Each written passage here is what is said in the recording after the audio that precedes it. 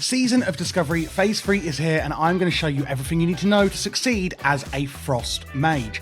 Let's start off then with the stat priority. Number 1 is going to be spell hit to 5%. And the reason this is because the Sunken Temple bosses are 2 levels above us, meaning that the spell hit cap is going to be 5%. Now, you're not really going to get this from gear because of some of the talents we are choosing, but it still is the number 1 stat that we want to try and achieve. The next one is spell or frost damage, which is going to directly impact the strength of the spells we are putting out. Then spell crit, of course, giving us a chance to double our damage on our spells. Intellect also increases our crit and it increases our mana pool as well. And if there's anything left, you can add some to Spirit, which is again going to help with mana regen. For talents and runes, there's actually going to be 2 different builds I'm going to show you today. The first one is going to be for AOE, and then we're going to look at a different single target build. So for the AOE one, first of all, we're going to put 3 out of 3 points into Elemental Precision, reducing the chance that the enemy can resist our frost and fire spells by 6%. The remaining 2 points to get us down to the next level, we're going to put into Frost Warding, increasing the armor and resistances we get from our frost armor and ice armor by 30%. We're then going to put 2 into Improved Frost Nova, reducing the cooldown of it by 4 seconds, and then 3 points over here into Permafrost, increasing the duration of our chill effects by 3 seconds and reducing the target's speed by an additional 10%. Now, our chill effects are going to be quite important in this build due to some of the runes we are taking. Again, once below, we're going into Improved Blizzard. Adds a chill effect, like we were just talking about, to your Blizzard spell. This effect lowers the target's movement speed by 65% and lasts 1.5 seconds. If your group need to move out of a dangerous area or, there's mobs chasing you, etc., this could be really, really critical to the survival of the raid or group you're in.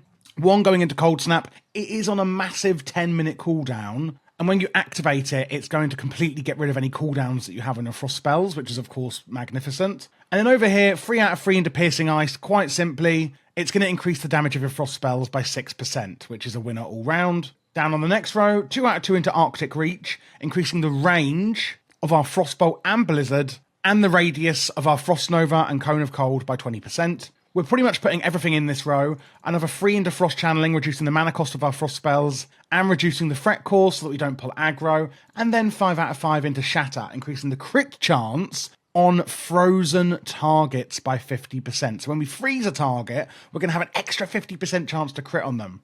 Going down into some defensives, we're putting 1 out of 1 into Ice Block. It's a 5-minute cooldown. You become encased in a block of ice, protecting you from all physical attacks and spells for 10 seconds, but obviously you can't attack or cast spells when you're in it. 2 out of 3 into Improved Cone of Cold. We're going to run out of talent points otherwise. Increasing the damage dealt by a Cone of Cold by 25%. And then going down into Ice Barrier. This is only on a 30-second cooldown and lasts 1 minute, instantly shielding you, absorbing damage. So we've now reached level 40 at this point, and we've got 10 more points to put in because, of course, Phase 3, we're at level 50. We're going to go into the Arcane tree and put 3 into Arcane Focus, reducing the chance that they can resist our spells in Arcane by 6%. This is to help us get down to the next level. Another 2 going into Arcane Subtlety, reducing your target's resistance to your spells by 10 and reducing the threat caused again. And then we're going to put the remaining 5 into Arcane Concentration. Gives you a 10% chance to enter a clear casting state. Basically, what that clear casting state does is it reduces the mana cost of your next spell completely. And that is it for the talents. So, on the hand, we're going with Living Bomb. This is going to add a damage over time effect to the target and then it'll explode at the end, doing damage to everyone in the radius. Well, not you, just the enemies. On the legs, it's going to be Living Flame, summoning a spell flame that's going to wiggle towards your target, doing damage to everyone in the area. And on the chest, it's going to be a really, really important one, which is Fingers of Frost. This is going to give your chill effects a 15% chance to grant you, well, Fingers of Frost, funnily enough. But this is going to treat your next 2 spells as if the target was frozen. And remember, with our Shatter talent up here, we're going to increase our crit chance on frozen targets by a whopping 50%. So this is really amazing with Fingers of Frost. And don't forget that Fingers of Frost is triggered by your chill effects. And what does our Blizzard have? Well, we now have with Improved Blizzard a chill effect to our Blizzard spell. Basically, This guarantees we're going to get Fingers of Frost, making everyone frozen, and therefore we're going to get huge crits against them, which is fantastic with all the AoE damage we're looking to do. The next one is the Waste Rune, and we're going to go with Frost Fire Bolt. It's a frost and fire spell that will just do a load of damage to the enemy. And on the feet, another interesting one that really synergizes well with the other things we've just spoken about, like Fingers of Frost, etc., is Brain Freeze. Your frost damage spells with chilling effects, like our Blizzard, have a 15% chance to cause your next Fireball or Spell Frost Bolt or Frost Fire Bolt to be instant cast and cost no mana, which basically guarantees we're going to get instant free Frost Fire Bolts here, which is going to be our filler spell. Onto the new Phase 3 Head Rune. We're going with Deep Freeze, stunning the target, only usable on frozen targets. Remember, we are going to be freezing them, and this is going to do a load of damage. And then on the Wrist Rune, we're going to go with Molten Armor. It's going to cause fire damage to enemies when they hit you, increasing your spell crit chance by a further 5% on top of all that huge crit we've already got, and reducing the chance you are critically hit as well, which is going to synergize really well. Moving on now to the single target build. I'm going to run through the talents really quickly for the ones we've already spoken about, and then talk about what we've changed. So 3 out of 3 into Elemental Precision, and 2 out of 2 into Frost Warding still. We're actually then going to put 5 out of 5 into Ice Shards instead, which is going to increase the critical strike damage bonus of our Frost spells by 100%. So when we crit, it's going to double, it's going to add 100% damage bonus to that, so 300 rather than 200. Still putting 2 out of 2 into Improved Frost Nova. We're not going into Permafrost or Improved Blizzard. We are going into Cold Snap for that cooldown reduction. 3 out of 3, of course, into Piercing Ice, increasing the damage we do with our Frost spells. Still going into Shatter and Frost Channeling, but not Arctic Reach. Still going into Ice Block. And then we're going to put 4 out of 5 into Winter's Chill, giving your frost damage spells an 80% chance to apply Winter's Chill, increasing the chance a frost spell will critically hit the target by 2% for 15 seconds, and it does stack up to 5 times.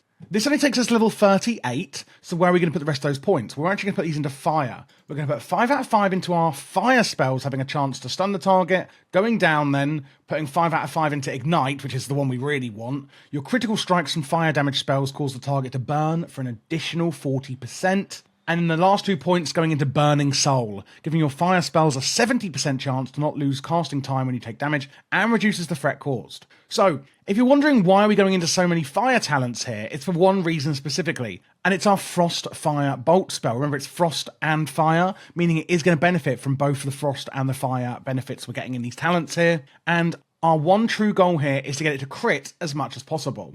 So going into the runes then is going to make a bit more sense. Hand Rune, still going with Living Bomb because it's amazing. On the pants, we're actually going to go for Icy Veins. This is going to increase your spell casting time by 20%, reducing pushback suffered as well when casting. Really, really good on single target. It's a great cooldown to have. On the chest, we're still going with Fingers of Frost. And on the waist, we're still going with Frostfire Bolt, but it's all more important in this talent tree, or in this build. And this is where it gets really interesting. On the Foot Rune, we're actually going to go with Spell Power, increasing the crit strike damage bonus of our spells by a further 50%, so that we're going to be doing absolutely gargantuan crits. And then on the head, still with Deep Freeze, and on the wrist, still with Molten Armor. So how does it all come together? Well, seeming as we've just spoken about single target, let's carry on. At the top here, we have got single target. So we're going to want to cast Living Bomb on the target on cooldown and reapply it, obviously, when it falls off. Then we're going to use our Icy Veins cooldown, and at this point you're going to want to use any other cooldowns you've got, like if you're using the Neuro-linked goggles still, other gear cooldowns, potion cooldowns, to really try and maximize damage using all of our cooldowns in this window at this point. We're then going to use our Deep Freeze when we get our Fingers of Frost procs, and apart from that, we're going to use our Frost Fire Bolt as our filler, and obviously we're going to be getting our big crits on this. And that really is all there is to it. Looking then at AOE, which is really, really fun this phase, again we're going to be using Living Flame on cooldown, and then with our Living Bomb, we're actually going to want to try and put this on as many targets as we possibly can to really spread out the damage that we're doing. And remember, with Improved Blizzard and the chill effects and the frozen, etc., we're then going to want to use our Blizzard And then when we get our Brain Freeze and Fingers of Frost procs, that's when we're going to want to be using our Frostfire Bolt, and it's also kind of our filler at that point as well. So really, really simple rotations this phase of Frost Mage. Really, really interesting. I think it is going to perform very well in AOE. However, if you are looking at single target, etc., I really don't think it's going to be topping the meters, but it is a really fun spec to play if you do enjoy playing Frost. If you have any more questions, please do join my Discord. There's a link down below in the description, where we have a really active and friendly community who are really happy to help with anything you may need. You can also sign up to becoming a Patreon, where you're going to get a ton of behind the scenes content. You can directly message with me on there. I do blogs on there. I show a lot of upcoming projects. And there's also a VIP channel that opens up in the Discord, where you can chat directly with other Patreons and me in a much slower manner than the rest of the Discord moves. And I always check that channel for any questions, etc. that you may have. Thanks for watching. And if you are looking for other SoD guides, then you can check out my channel here, where you can see there's a class guide shelf, and this is always kept current, so you know on this shelf that it is always the most up-to-date guides. And I take out, say, the phase 1 ones, etc., that aren't applicable anymore once the new phases come out. So like I said, these are always very, very up to date. Thanks for watching. Don't forget to subscribe, and I will see you in phase 3 of SoD.